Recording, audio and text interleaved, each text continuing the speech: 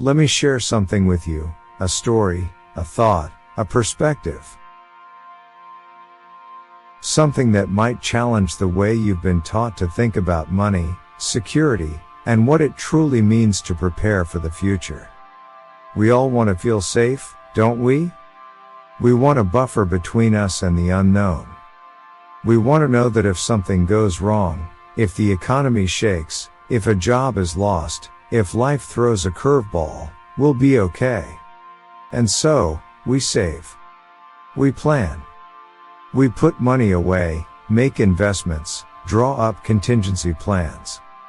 On the surface, this looks wise, responsible, adult. It's what we're told to do. But what if I told you that not all saving comes from wisdom? What if some of it comes from fear, fear that disguises itself as logic? Let me introduce you to Daniel. He's just like you and me. Curious, thoughtful, always looking to grow.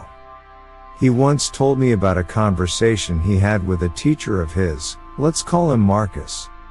Now Marcus was the kind of mentor who didn't give you answers. He gave you riddles. And one day, out of the blue, he said something that Daniel couldn't forget. Saving money for security is just another way of preparing for disaster. At first, Daniel brushed it off. It sounded reckless. Irresponsible even.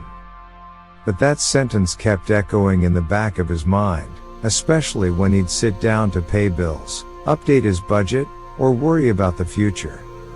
Eventually, Daniel brought it up. He asked, does that idea align with the law of attraction? Is it really true that saving, something we're supposed to do, might actually bring about the very insecurity we're trying to avoid? And the answer, though subtle, was a resounding yes. Energy before action. What are you really broadcasting? Let's pause here. Because this conversation isn't really about money. It's about energy. It's about emotion. It's about what's going on inside of you while you do what you do. You see, it's not the action that determines the outcome. It's the vibration behind the action. You can save from a place of trust, or you can save from a place of fear. You can invest from a place of expansion, or from a place of panic. You can plan your future while aligned with peace, or while secretly bracing for catastrophe. And here's the catch, the universe responds not to what you're doing, but to how you feel while you're doing it. So if your entire financial strategy is rooted in fear, if you're constantly thinking, what if I lose everything? Or I better hold on to this just in case life collapses, then that anxiety becomes your broadcast signal. That fear becomes your magnet. And the more you try to escape that feeling by saving or controlling or micromanaging your life, the more the fear grows. Because you haven't healed the root. You've just dressed it up in spreadsheets. The law of attention. What you focus on expands. Here's something to remember. Where your focus goes, your energy flows. And where your energy flows, your life begins to follow. When you constantly focus on potential problems, you're feeding the idea that they're real, even before they happen. You're rehearsing disaster in your mind and body. And that rehearsal becomes reality. Does that mean you should never think about problems? Not at all. In fact, you can briefly consider something unwanted, like a financial downturn or an emergency, not to worry about it, but to clarify what you truly want. That moment of discomfort can act like contrast, showing you the opposite, your desire for stability, freedom, peace of mind. And when you shift your attention from the fear to the desire, from the threat to the vision, you enter a different frequency altogether. A frequency where solutions begin to emerge. Where inspired ideas come. Where aligned action becomes obvious and easy. You might still end up saving money. You might invest wisely. But now you're not doing it to protect yourself from danger. You're doing it to expand into more of what you love. And that shift? That's everything. You can't build peace on a foundation of panic. Imagine trying to build a house on sand. No matter how beautiful it looks, the ground underneath will eventually give way. That's what it's like trying to build security while feeling insecure. And this is where Marcus's wisdom really shines through. Because his message wasn't, don't save. It was, check the energy from which you're saving. If you want true peace, true freedom, you have to feel it first. You have to imagine it. Align with it. Practice it internally before expecting to see it externally. That's the real work. And it's invisible to most people. But isn't money unspiritual? Ah, yes. The classic argument. Some say that even wanting money is wrong. That desiring material wealth is selfish, shallow, or spiritually empty.